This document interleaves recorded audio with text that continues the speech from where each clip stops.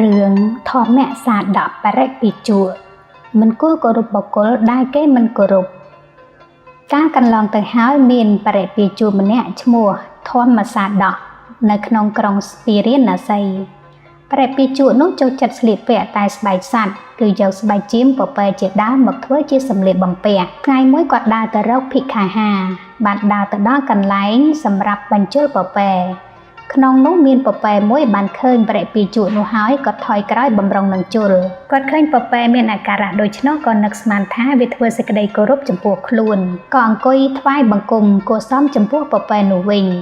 គ្រានោះមានឈ្មួញបណ្ឌិតម្នាក់កំពុងអង្គុយលើរានផ្សារឃើញហេតុដូច្នោះហើយក៏និយាយខាត់ថាណែព្រាមអ្នកឯងស្និទ្ធស្នាលនឹងសត្វជើង4ធ្វើអ្វីមិនដឹងទេវាបំរុងនឹងជុលអ្នកហើយឈ្មួញបណ្ឌិតទៅតែនិយាយផុតពីមាត់ពពែក៏បោះត្រង់ដើមទ្រូងដួលព្រុសក្នុងទីនោះទៅដល់នៅសេចក្តីវេទនាជាទម្ងន់ទៅភ្ញាក់ខ្លួនហើយពោលគាថាអេវង្សោនិហតោសេតិយោអពោចាំងបសង្សតិយថាហមច្ចៈបហដោហតោមេនដេនទុមតិជនណាសរសើរបុគ្គលដែលគេមិនគួរបូជាជននោះត្រូវបុគ្គលដែលគេមិនគួរបូជាសម្លាប់ដូចជាខ្ញុំដែលពពែកំណាចដល់ស្លាប់ក្នុងថ្ងៃនេះនិយាយដូច្នេះហើយក៏យំខ្សឹកខ្សួលប្រកាសស្លាប់ក្នុងពេលនោះទៅ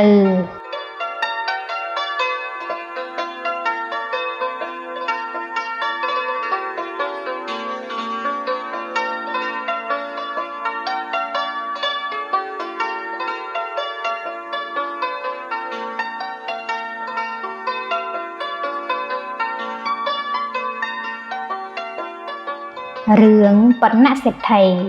មានសទ្ធាប្រសើរជាងមានទ្រព្យកាលព្រះសម្ពុទ្ធបរមគ្រូទ្រង់គង់នៅក្នុងវត្តវេស្សលវ័ន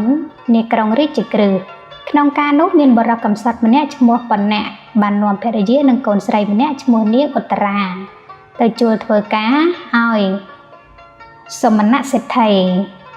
ថ្ងៃមួយនៅក្រុងរាជក្រឹសបាននាំគ្នាលេងមហោស្រពកំណត់7ថ្ងៃហើយសមណសេដ្ឋីបានលើដំណឹងនោះហើយក៏បើកឱកាសឲ្យទាសកម្មករទាំងឡាយទៅលេងមហាស្រពទាំងអស់គ្នាហើយបណ្ណៈមេនុបពុំបានទៅលេងមហាស្រពនឹងគេឡើយទើបសេដ្ឋីសួរថាបណ្ណៈហេតុអ្វីក៏មិនទៅលេងមហាស្រពនឹងគេបណ្ណៈមេនុបឆ្លើយថាបបិទ្ធលោកសេដ្ឋីការទៅលេងមហាស្រពជាភារៈរបស់ជនអ្នកមានទ្រព្យសម្បត្តិហើយខ្លួនខ្ញុំនេះក្រណាស់រកតែអង្គមួយនាលនៅលើផ្ទះមិនមានព្រោះហេតុនោះបានជាខ្ញុំបាទមិនទៅលេងនឹងគេសមណសេដ្ឋីនិយាយថាពាក្យដែលអ្នកនិយាយនេះត្រូវណាស់យើងមិនដែលឮបុគ្គលណាមួយនិយាយដូចអ្នកឡើយបើដូច្នេះអ្នកយកគោនឹងគាត់ទៅភ្ជួរស្រែចោះបណ្ណៈមេនុបក៏យកគោនឹងគាត់ទៅភ្ជួរស្រែទៅពេលនោះព្រះសិរីបុត្រចេញពីនិរោធសមាបត្តិហើយពិចារណារកបុគ្គលដែលគួរទៅសង្គ្រោះក៏បានឃើញបណ្ណៈមេនុបនោះចូលក្នុងសំណាញ់ញៀនទៅលោកយកបាតនិមន្តសម្ដៅទៅស្រែដែលបណ្ណៈមេនុបកំពុងភ្ជួរទៅដល់ហើយឈរងើយមើលឈើមួយដើមបណ្ណៈមេនុបឃើញអាការៈដូច្នោះក៏ដាក់នង្គ័លចូលទៅថ្វាយបង្គំដោយសេចក្តីជ្រះថ្លាបានដឹងអធ្យាស្រ័យរបស់ព្រះសិរីបុត្រដែលត្រូវការដោយឈើស្ទុននិងទឹកហើយក៏ឡើងកាច់ឈើស្ទុនដងទឹកយកទៅប្រគេនលោកក៏ទទួលយកទៅលុបព្រះភ័ក្ត្រខ្ពុលព្រះអោសលុះធ្វើកិច្ចនោះស្រេចហើយបានជ្រាបថាបន្តិចទៀតភរិយារបស់បណ្ណៈមេនុបនេះនឹងយកបាយមកឲ្យស្វាមីរបស់នាងទៅព្រាបណ្ណៈមេនុបនិមន្តទៅចាំស្កាត់ផ្លូវនាងជាភរិយាឯនាងជាភរិយារបស់បណ្ណៈមេនុបកាលបើដល់ពេលហើយក៏ទូលបាយមួយចំអែតទៅឲ្យស្វាមី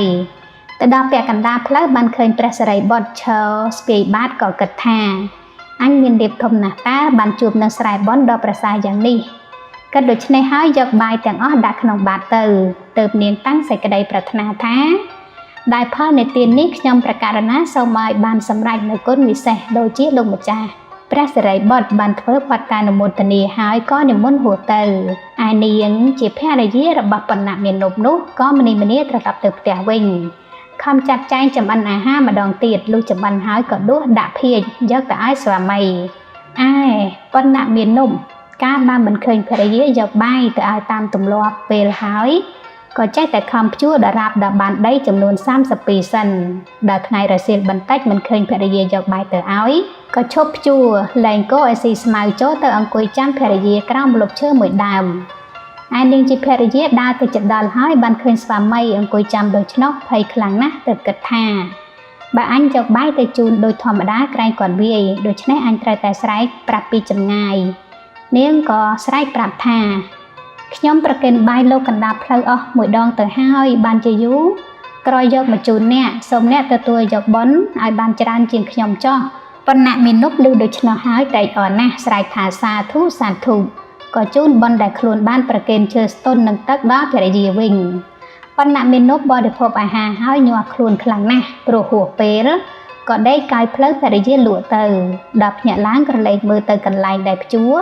ស្រាប់តែឃើញក្រហមច្រាលក៏នាំភរិយាដើរទៅមើលឃើញដីដែលព្យួរបាន32សិននោះសុទ្ធតែជាមាសទាំងអស់ទើបនិយាយថាបុណ្យយើងឲ្យផលហើយតាបើដូច្នេះយើងត្រូវទៅក្រាបទូលដល់ព្រះរាជារបស់យើងក៏នាំគ្នាទៅក្រាបទូលដល់ព្រះបាទពឹមពិសាព្រះបាទពឹមពិសាត្រេកអរណាស់បានចាត់ចែងឲ្យរាជអាមាត្យយករទេះដឹកជញ្ជូនទៅចាក់កក្នុងព្រះរាជវាំងបានកំណត់កម្ពស់80ហត្ថទើបតាំងបណ្ណៈមានុបនោះជាមហាសេដ្ឋីក្នុងនគររាជក្រឹសបានឈ្មោះថាបណ្ណៈសេដ្ឋីក្នុងកាលជាខាងក្រោយមកព្រះបាទពឹមពិសាបានប្រយុទ្ធទានដីភូមិមួយកន្លែងដល់បណ្ណៈសេដ្ឋីបណ្ណៈសេដ្ឋីក៏ចាត់ចែងសង់ផ្ទះធ្វើឃ្លាំងធ្វើកំពែងព័ទ្ធភូមិនោះហើយជញ្ជូនយកមាសទៅដាក់ក្នុងឃ្លាំងរបស់ខ្លួនទៅទើបនិមន្តព្រះសម្ពុទ្ធព្រមទាំងព្រះសង្ឃទៅថ្វាយមហាទានអស់7ថ្ងៃក្នុងថ្ងៃជាគម្រប់7ព្រះសម្ពុទ្ធទ្រង់សម្ដែងអនុពពីកថាលុះចាប់កាលណាជនទាំង3រូបគឺបណ្ណៈសេដ្ឋីភរិយារបស់បណ្ណៈសេដ្ឋីនិងនាងឧត្តរាជាកូនក៏បានសម្រេចដល់សត្តាបតិផលក្នុងពេលនោះ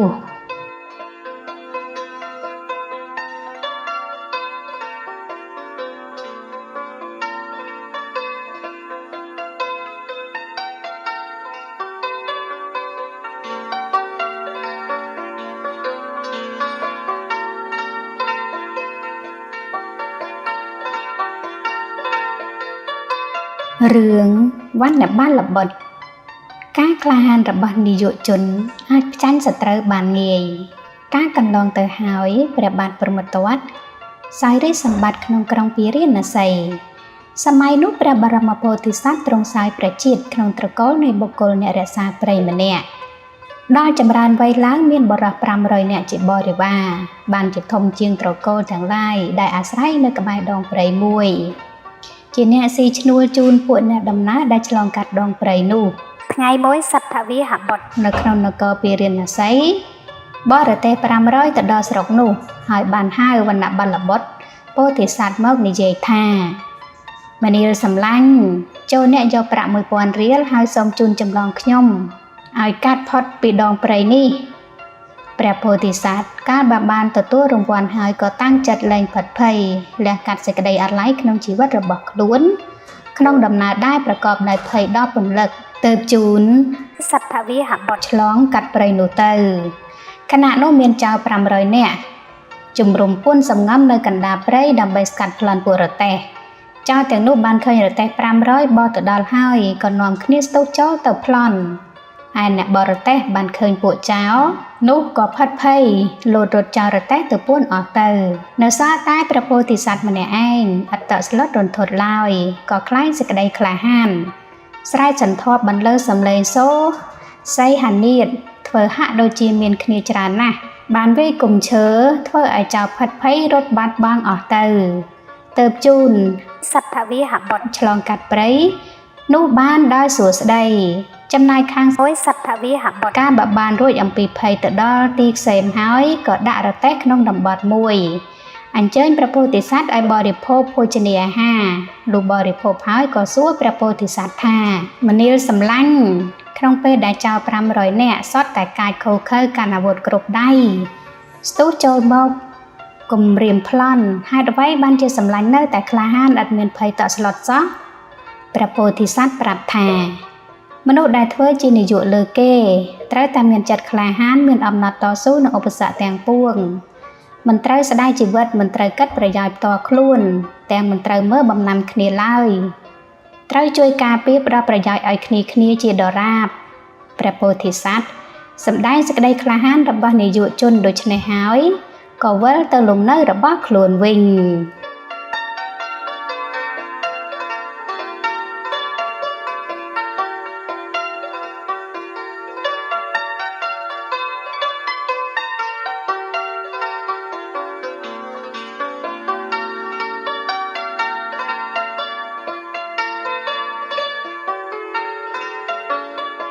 រឿងនេកៈទេវបុត្រគុណនៃការបូជាផ្កាឈើដល់ព្រះចេតិយកាលព្រះសម្ពុទ្ធបរមគ្រូគង់នៅវត្តចេតពុនកាលនោះព្រះមគ្គលានចូលទៅថ្វាយបង្គំលាព្រះសម្ពុទ្ធនិមន្តទៅទេវលោកដើម្បីពិនិត្យមើលទ្រព្យសម្បត្តិរបស់ពួកទេវតាក្នុងឆកាមសួគ៌ព្រះសម្ពុទ្ធក៏ទ្រង់អនុញ្ញាតឲ្យទៅដល់ឋានតាវតឹងបានឃើញទេវបុត្រមួយរូបជាដំរីមាឌធំសម្បើមអស្ចារ្យមានអវយវៈទាំងអស់សសុទ្ធដំរីនោះមានភ្លុកពីរធំវែងក្នុងភ្លុកមួយមានស្រះបោរខេណីមួយក្នុងស្រះមួយមានផ្កាឈូក7ក្នុងផ្កាឈូកមួយមានស្រីទេពអប្សរមួយច្រៀងរាំប្រគំដេញដំដូតន្ត្រីថ្វាយដល់ទេវបុត្រនោះព្រះមគ្គលានបាននិមន្តទៅឈរពីមុខដំរីនោះទេវបុត្របានឃើញហើយក៏ចុះទៅថ្វាយបង្គំដោយគោរពលុះថ្វាយបង្គំរួចព្រះមគ្គលានមានថេរដីកាសួរអំពីឈ្មោះនិងប្រវត្តិរបស់ទេវបុត្រនោះទេវបុត្រនោះបានទូលតបថេរដីកាថាខ្ញុំព្រះករុណាឈ្មោះនាគទេវបុត្រការសាសនាព្រះសម្ពុទ្ធទ្រង់មានព្រះនាមកស្សបៈព្រះអង្គបរិនិព្វានហើយកាលនោះពួកមហាជននាំគ្នាដង្ហែព្រះសារីរិកធាតុទៅបញ្ចុះក្នុងចេតិយមាសកម្ពស់1យោជន៍ហើយនាំគ្នាយកផ្កាភ្ញីទៅបូជាព្រះចេតិយក្នុងសម័យនោះខ្ញុំព្រះករុណាកើតជាឧបាសកមួយរូបមានសទ្ធាជឿជាក់ក្នុងគុណព្រះរតនត្រ័យបានយកលុយ8កហបណៈទៅទិញផ្កាអំពីនាយមាលិកាម្នាក់ពេលនោះផ្កាក្រជាទីបំផុតក្នុងសួនរបស់នាយ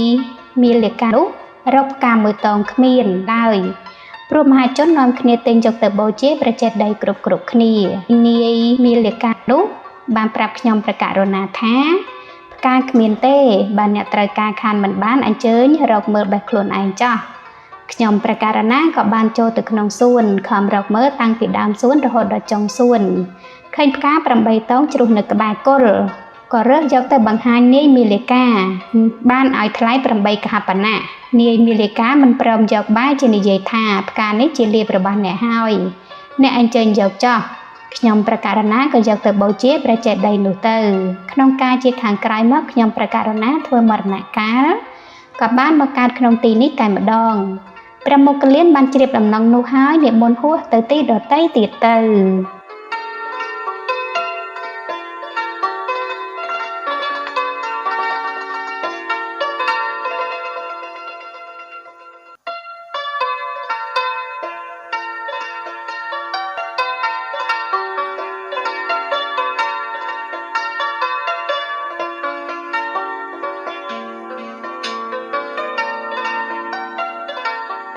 រឿងទុថកុមារ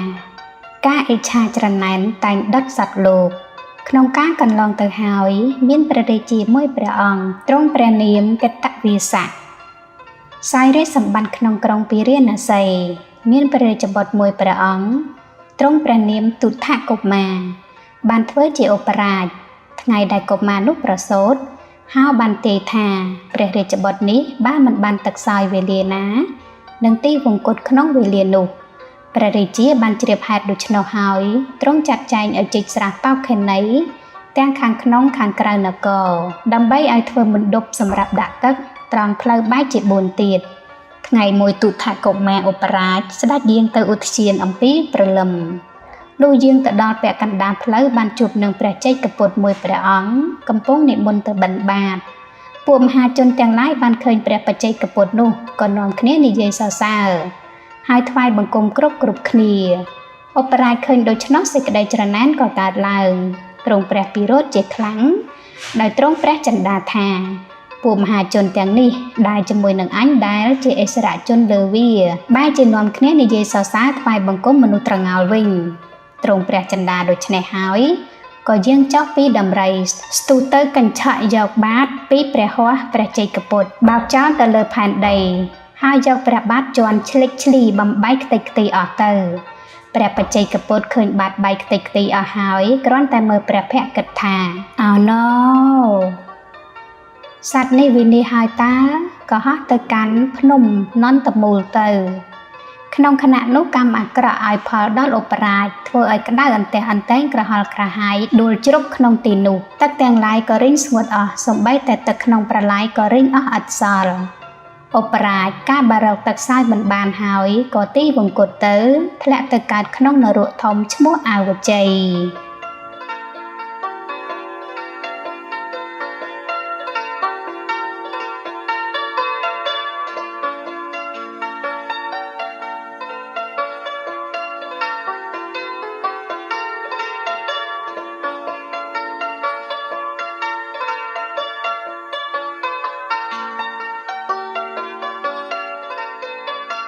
រឿងក្អែកពោធិសត្វអ្នកសង្គ្រោះជាតិគួរកុំស្ដាយជីវិតក្នុងការកន្លងទៅហើយព្រះពោធិសត្វទ្រង់សោយព្រះជាតិជាក្អែកមានក្អែក80ពាន់ចោមរុំជាបរិវារនៅក្នុងមហាស្មសាន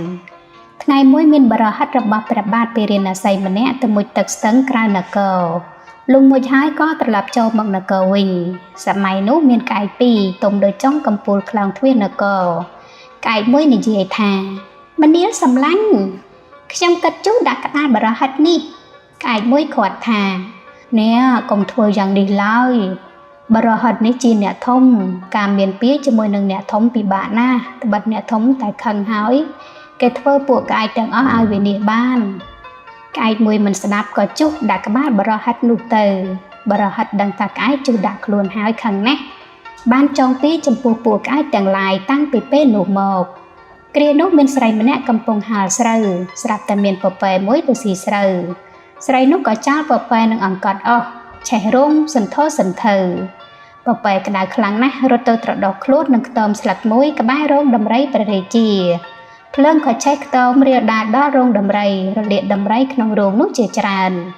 អ្នករក្សាដំរីមិនអាចមើលដំបៅដំរីនោះបានឡើយក៏ចូលទៅក្រាបទូលដល់ព្រះរាជាកាលនោះព្រះរាជាទ្រង់ត្រាស់សួរបរិហិតថាអ្នកដឹងថ្នាំលាបដំបៅដំរីឬទេបរិហិតក្រាបទូលថាបបិទ្ធមហារាជខ្លាញ់សត្វក្អែកពូកែបំផុតខាងលាបដំបៅដំរីព្រះរាជាទ្រង់ត្រាស់ថាបានដូច្នោះអ្នកនាំគ្នាសម្លាប់ក្អែកយកខ្លាញ់ទៅឲ្យមកដំរីឲ្យឆាប់តាំងពីពេលនោះមកបរិហិតក៏បង្គាប់ឲ្យមនុស្សទាំងឡាយសម្លាប់ក្អែកគ្រប់គ្នាដើម្បីយកខ្លាញ់អសន្តិសុខក៏កើតឡើងដល់ពពួកក្អែកក្នុងពេលនោះជាខ្លាំងក្អែកព្រះពោធិសត្វបានដឹងហេតុនោះហើយមានប្រាថ្នា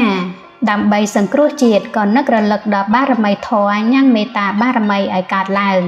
លះបង់ជីវិតហើយសម្ដៅចូលមកតាមបង្អួចមហាប្រាសាទទៅក្រាបក្រោមអាសនៈព្រះរាជាក្នុងពេលនោះមានមនុស្សម្នាក់ប្រុងស្ទុះទៅចាប់ព្រះរាជាទ្រង់ឃាត់មិនឲ្យចាប់ព្រះពោធិសត្វសម្រាប់បន្តិចហើយដើរចេញពីក្រោមអាសនៈមកថ្លែងការណ៍ទូលព្រះរាជាដោយបណ្ឌិតវាទហើយទូលថែមទៀតថាបរិហិតជាអ្នកមានពាក្យក្នុងពពួកក្អែកបាននិយាយទូលព្រះអង្គថាក្អែកមានខ្លាញ់ធម្មតាសត្វក្អែកតាំងពីកាលណាមកមិនដែលមានខ្លាញ់ឡើយទើបពលគាថានិច្ចំឧបិកហតយាសព្ពលោកវិហេសិតាតស្មានេសង្វសានថេកាណស្មាកញ្ញតៃណੰបបិទ្ធមហារាជធម្មតាក្អែកជាសត្វមានចិត្តភ័យញាស់បផ្អប់ជានិច្ចព្រោះមនុស្សលោកទាំងមូលចោមរងបៀតបៀនហើយហេតុនោះបានជាខ្លាញ់របស់ក្អែកទាំងឡាយដែលជាញាតិរបស់ទូលព្រះបង្គំនោះមិនមានព្រះរាជាទ្រង់ព្រះសណ្ដាប់ហើយសោមនស្សរីករាយបានយកប្រេងក្រអូបលាបស្រឡាបហើយលើករាជសម្បត្តិបូជាដល់ក្អែកពោធិសត្វព្រះពោធិសត្វទ្រង់ថ្វាយរាជសម្បត្តិដល់ព្រះរាជាវិញបានទូន្មានព្រះរាជាឲ្យស្ថិតនៅក្នុងសិល5ទើបសុំអភ័យដល់សត្វក្អែកទាំងពួងព្រះរាជាក៏ទ្រង់ឲ្យអភ័យដល់សត្វក្អែកទាំងអស់ហើយទ្រង់ព្រះរាជទានចំណីដល់ពួកក្អែកទាំងឡាយក្នុងពេលនោះចំណែកខាងព្រះពោធិសត្វទ្រង់ព្រះរាជទានភោជនដែលព្រះអង្គតែងសោយឲ្យជានិច្ចរាល់ថ្ងៃ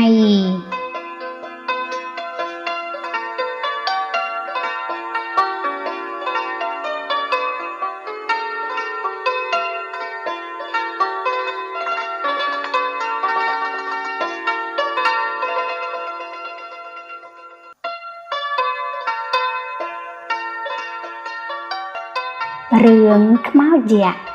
គុណនៃការដល់នៅត្រៃសរណគម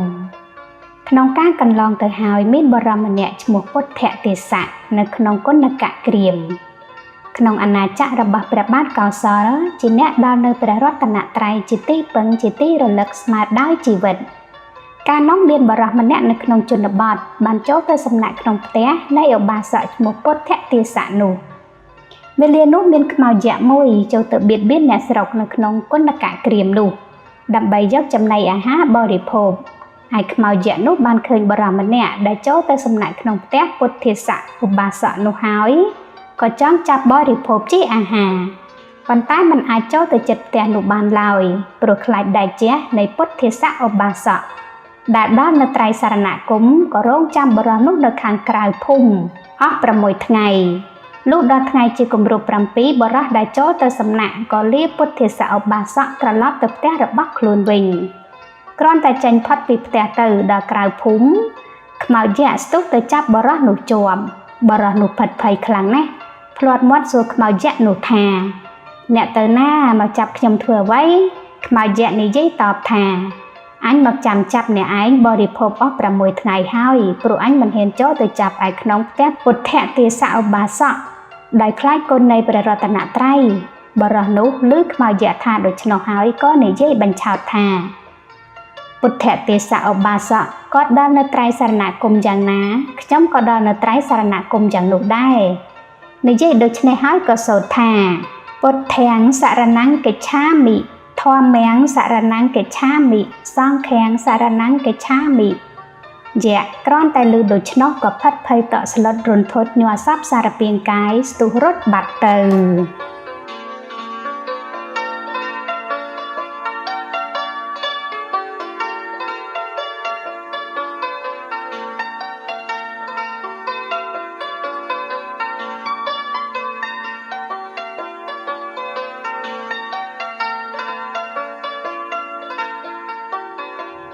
រឿងប្រែតខ្លាយជាទេវតាគុណនៃការផ្សាយកុសលដល់ប្រែតក្នុងការកន្លងទៅហើយមានប្រែតមួយរូបអត់ឃ្លានអាហារច្រើនលានឆ្នាំតែនឹករលឹករកញាតិមិត្តបងប្អូនជានិច្ចប៉ុន្តែពុំដែលបងប្អូនញាតិមិត្តណាឧទ្ទិសកុសលផ្សាយឲ្យម្ដងសោះថ្ងៃមួយមានឧបាសកម្នាក់ឈ្មោះវិទេហៈដេកនៅក្នុងខ្ទមស្រែចាំស្រូវក្នុងលង្កាទ្វីបស្រាប់តែប្រែតនោះទៅសុំអាហារបរិភោគដែលនឹករលឹកឃើញថាវិទេហៈឧបាសកនេះត្រូវជាសម្លាញ់របស់អញក្នុងជាតិមុនយូរអង្វែងណាស់ហើយវិទេហៈឧបាសកឮសំឡេងប្រែតស្រែកសុំអាហារបរិភោគដូច្នោះក៏សួរថាអ្នកជាអ្វីមកពីណាប្រែតប្រាប់ថាខ្ញុំត្រូវជាសម្លាញ់របស់អ្នកក្នុងជាតិដែលកន្លងទៅយូរអង្វែងណាស់ហើយខ្ញុំស្លាប់ពីជាតិនោះបានមកកើតជាប្រែតនៅក្នុងលង្កាទ្វីបនេះពុំដែលបានអាហារបរិភោគឡើយញាតិមិត្តបងប្អូនទាំងឡាយគេមិនដែលឧទ្ទិសផលដល់ខ្ញុំម្ដងសោះបានជាខ្ញុំមកសុំអាហាររបស់សម្លាញ់បរិភោគវិទេហៈឧបាសកឮដូច្នោះមានចិត្តអាណិតពន់ពេកទើបហៅប្រែតឲ្យឡើងទៅលើខ្ទមយកបាយឲ្យប្រែតស៊ីប្រែតឃើញឧបាសកឲ្យបាយដូច្នេះហើយក៏និយាយថាមនាលសម្លាញ់បើអាណិតខ្ញុំអ្នកចូលយកផាត់តាក់ទៅថ្វាយដល់ព្រះសង្ឃហើយឧទ្ទិសផលឲ្យដល់ខ្ញុំទើបខ្ញុំទទួលបរិភោគបានលុះព្រឹកឡើងវិទេហៈឧបាសកបានចាត់ចែងថ្វាយផាត់តាក់ដល់ព្រះសង្ឃឧទ្ទិសបញ្ជូនផលទៅប្រែតនោះកាលបើបានទទួលផលហើយក៏មានរូបកាយស្អាតបាតបរិភោគអាហារទឹកឆ្អែតស្កប់ស្កល់ប៉ុន្តែនៅខ្វះសម្ពុតស្លៀកទៀតក៏ដើរទៅឈរបង្ហាញខ្លួនដល់វិទេហៈឧបាសកនិយាយសុំសម្ពុតអាវស្លៀកពាក់វិទេហៈឧបាសកប្រាប់ថាបានអ្នកខ្វះសម្ពុតខ្ញុំមានសម្ពុតកំពុល3អ្នកមកយកទៅស្លៀកចុះប្រែតនិយាយថាឲ្យខ្ញុំយ៉ាងនឹងមិនបានទេចូលសម្លាញ់យកទៅប្រគេនព្រះសង្ឃដូចមុនទើបខ្ញុំទទួលបានវិទេហៈឧបាសកក៏ចាត់ចែងយកសម្ពុតទៅប្រគេនដល់ព្រះសង្ឃសម្ពុតនោះក៏คล้ายទៅជាសម្ពុតទើបកើតដល់ប្រែតនោះក្នុងវេលានោះប្រែតក៏คล้ายខ្លួនទៅជាទេវបុត្រដោយអំណាចកុសលដែលវិទេហៈឧបាសកឧទ្ទិសផ្សាយឲ្យប្រែតកាលបើបានคล้ายខ្លួនទៅជាទេវតាហើយក៏រលឹកដល់គុណរបស់វិទេហៈឧបាសកទើបដើរទៅបង្ហាញខ្លួនហើយនិយាយថាមនាលសម្លាញ់អ្នកមានគុណលើរូបខ្ញុំច្រើនណាស់ខ្ញុំគ្មានអ្វីតបគុណសម្លាញ់ទេចូលសម្លាញ់ទៅកោះយកកំណប់ទ្រព្យ3ក្អមនៅក្រោមដើមជ្រៃក្បែរភ្លឺស្រែអ្នកចោះព្រោះកំណប់នោះខ្ញុំឃើញយូរហើយគ្មានម្ចាស់ថែរក្សាទេវិទេហៈឧបាសកយកចបទៅកាប់មើលឃើញជាកំណប់ប៉ាត់មែនក៏ទៅក្រាបទូលដល់ព្រះរាជារបស់ខ្លួនព្រះរាជាបានចាត់ចែងឲ្យយករទេះទៅដឹកមកចាក់កនៅមុខព្រះបរមរាជវាំងហើយទ្រង់តាំងឧបាសកនោះឲ្យធ្វើមហាសេដ្ឋីគ្រប់គ្រងសម្បត្តិរបស់ខ្លួនទៅឯប្រែតនោះមានប្រាសាទមាសផុសនៅឋានត្រៃត្រឹង ក៏ឡើងទៅនៅក្នុងឋានទេវលោកបរិបូរណ៍ដោយទឹកសេរីខ្ចាត់ផុតពីសេចក្តីតល់ក្រគ្រប់យ៉ាង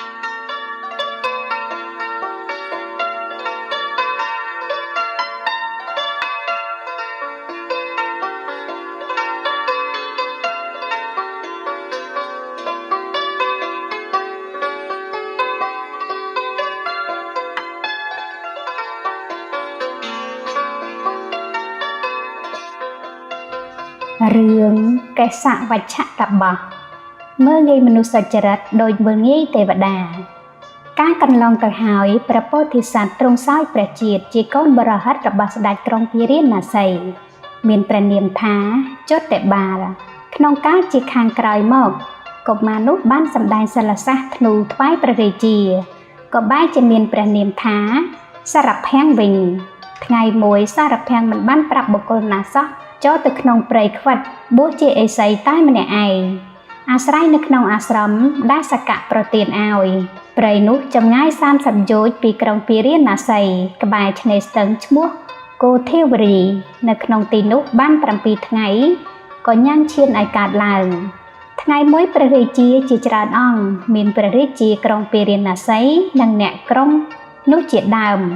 នាំគ្នាចូលទៅបួសក្នុងសំណាក់សារភាំងតបោះចង្អៀតពីពេញអាស្រមឯសារភាំងតបោះនោះមានសិស្សច្បងមួយរូបឈ្មោះកេសវច្ឆៈជាអ្នកពេញចិត្តក្នុងទីស្ងាត់បានកិច្ចចេញអំពីអាស្រមនោះទៅនៅក្នុងឧទ្យានរបស់ព្រះរាជាទ្រង់ព្រះនាមទណ្ឌកីនានគរកុម្ភវតីដែលមានសេនាបតីម្នាក់ជាអ្នកទំនុកបម្រុងកាលនោះព្រះបាទទណ្ឌកីទ្រង់មិនសពព្រះទ័យនឹងស្រីផ្កាមាសម្នាក់បានបង្គាប់ឲ្យរដ្ឋមន្ត្រីដកឋានន្តរៈពីស្រីនោះវិញ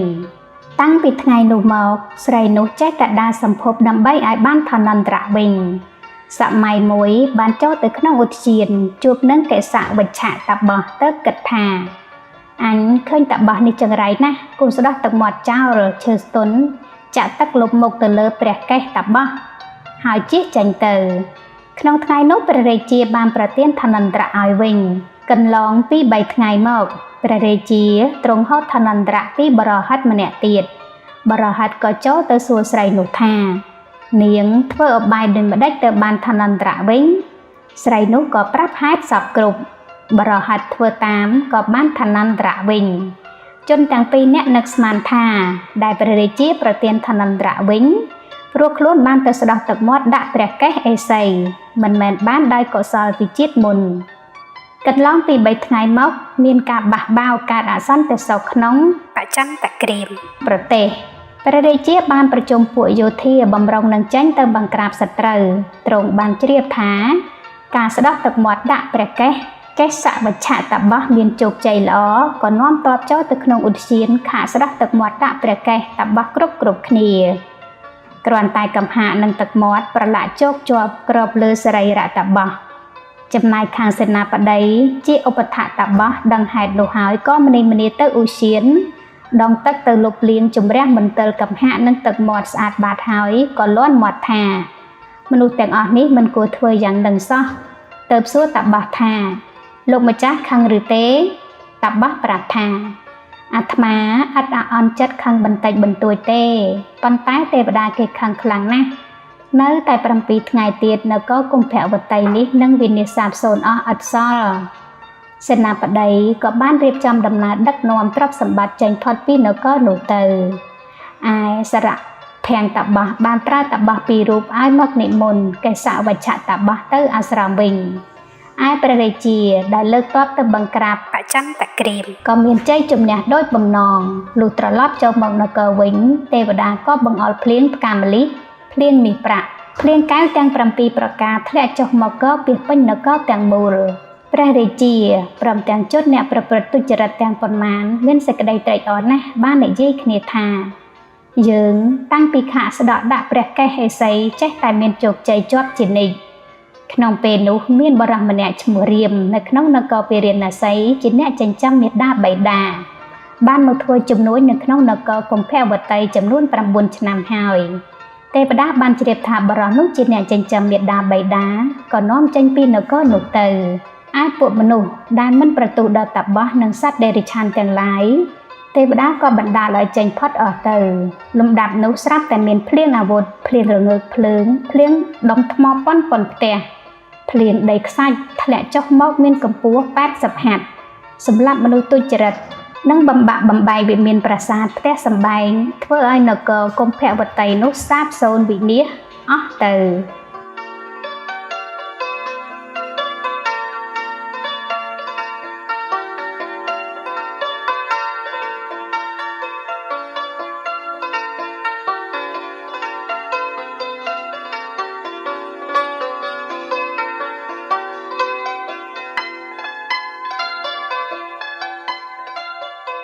រឿងកដ្ឋហារកៈ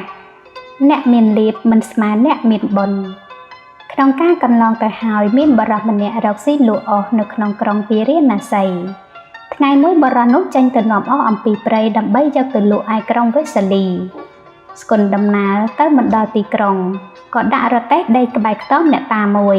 នៅលើដើមឈើក្បែរខ្ទមអ្នកតានោះមានមាន់ដេកជាច្រើនពួកមាន់ទាំងនោះមានមាន់មួយដេកខ្ពស់ជាងគេបានជុះដាក់មាន់ដែលដេកខាងក្រោមមាន់ដេកខាងក្រោមសួរថាអ្នកណាជុះដាក់យើងមាន់ខាងលើប្រាប់ថាខ្ញុំជុះមិនបានជាគិតហើយជុះដាក់ម្ដងទៀតមាន់ទាំងពីរក៏កើតវិវាទទាស់ទែងសួរគ្នាទៅវិញទៅមកថាកម្លាំងសាច់របស់អ្នកមានអានុភាពយ៉ាងណាពូកែដូចម្ដេចខ្លះលំដាប់នោះមាន់ដេកខាងក្រោមនិយាយឡើងថាសាច់ខ្ញុំមានអានុភាពណាស់អ្នកណាបានបរិភោគអ្នកនោះត្រូវបានប្រាក់ 1000 រៀលពីព្រលឹមចំណែកមាន់ដែលដេកខាងលើនិយាយថាសាច់អ្នកឯងមិនដល់សាច់ខ្ញុំទេបើអ្នកណាស៊ីសាច់ចម្លក់របស់ខ្ញុំអ្នកនោះនឹងបានជាស្ដេចបើអ្នកណាស៊ីសាច់ខាងក្រៅអ្នកនោះបើជាបរិសនឹងបានជាសេនាបតីបើជាស្រីនឹងបានជាអគ្គមហេសីបើអ្នកណាស៊ីសាច់បន្ទាប់ឆ្អឹងអ្នកនោះបើជាក្រហមនឹងបានជានាយឃ្លាំងបើជាបព្វជិតនឹងបានជាជីតនរបស់ព្រះរាជាកដ្ឋហាបរោះលុះឮពាក្យរបស់មាន់ទាំងពីរហើយក៏ឡើងទៅចាប់យកមាន់ខាងលើដោយបំណងថានឹងបានជាស្ដេចហើយយកមាន់នោះទៅឲ្យភរិយាចម្អិនជាអាហារលុះភរិយាចម្អិនហើយដាក់ក្នុងភាជយកទៅជូនស្វាមីប្រាប់ថាសាច់មាន់នេះមានអានុភាពធំណាស់យើងទាំងពីរនាក់បរិភោគនឹងបានជាស្ដេចជាអគ្គមហេសីចូលរៀងយកភាជទៅក្បែរស្ទឹងគង្គាយើងនាំគ្នាមួយទឹកហើយសម្បរិភោគជនទាំងពីរអ្នកស្វាមីភរិយានាំគ្នាយកភាជដែលដាក់មាន់នោះទុកក្បែរមាត់ច្រាំងហើយចុះមួយទឹកទាំងពីរអ្នកទៅពេលនោះមានខ្យល់ព្យុះបាក់ទឹកឲ្យរលកឡើងលើមាត់ច្រាំងបន្សាត់យកភាជដាក់មាន់នោះទៅពេលនោះមានមដំរីម្នាក់កំពុងលាងដំរីខាងក្រោមខ្សែទឹកបានឃើញភាជអណ្ដែតមកនោះចាប់បើកមើលឃើញមាន់ស្ងោរនិងបាយយកទៅឲ្យភរិយាឯបរិសពីរនាក់ប្តីប្រពន្ធដែលមួយទឹកនោះជាបុគ្គលឥតបុណ្យគ្រាន់តែមានលៀបចាប់បានមាន់យកមកបាចស្ងោរប៉ុណ្ណោះកាលបើភាជដាក់មាន់អណ្ដែតបាត់ហើយក៏ដល់នៅសេចក្តីទុក្ខព្រួយជាខ្លាំងហើយត្រឡប់ទៅផ្ទះទៅលំដាប់នោះមានតាបះម្នាក់ភ្នែកតឹបជាជីតនរបស់មាន់ដំរីនោះបានគិតថាឧបថៈរបស់អញពេលណានឹងលះបង់ចោលឋានៈជាមាន់ដំរីបានជាអ្នកមានទ្រព្យសម្បត្តិយស័ក្តិនឹងគេលុះពិចារណាដឹងថាបានសោយរាជជាស្ដេចក៏មនីទៅផ្ទះមាន់ដំរីនោះឯមាន់ដំរីបានឃើញតាបះទៅដល់ផ្ទះខ្លួនហើយក៏លើកភាជមាន់ស្ងោរនោះទៅប្រគេនតាបះក៏ហែកសាច់មាន់នោះយកសាច់ចម្លោះឲ្យមាន់ដំរីសាច់ខាងក្រៅឲ្យដល់ភរិយារបស់មាន់ដំរីខ្លួនឯងក៏ឆាន់សាច់បន្ទាប់ឆ្អឹងលុះឆាន់ហើយប្រាប់ដល់មាន់ដំរីថាអ្នកកុំប្រមាទនៅ3ថ្ងៃទៀតអ្នកនឹងបានជាស្ដេចប្រាប់ហើយក៏ជិះចេញទៅលុះដល់ថ្ងៃទី3មានស្ដេចសមណរាជមួយរូបមកឡោមព័ទ្ធក្រុងពារាណសីកាលនោះព្រះរាជាទ្រង់បង្គាប់ឲ្យមាន់ដំរីខ្លែងភេទជាស្ដេចហើយទ្រង់មានព្រះតម្រាស់ថាអ្នកចូលឡើងជិះដំរីទៅច្បាំងឯព្រះរាជាក៏ខ្លែងភេទត្រួតត្រាសេនាដោយព្រះអង្គឯងក្នុងពេលនោះស្រាប់តែមានសមួយដ៏ឃ្លាវខ្លាត្រូវព្រះរាជាសោយទីវង្គតទៅមកដំរីដឹងថាព្រះរាជាសោយទីវង្គតហើយក៏ចាត់ចែងទ័ពក៏ចូលទៅសម្លាប់ស្ដេចសមន្តរាជក្នុងពេលនោះពួករាជអាមាត្យទាំងឡាយបានធ្វើសរីរកិច្ចព្រះរាជារបស់ខ្លួនស្រេចហើយបានប្រឹក្សាគ្នាថា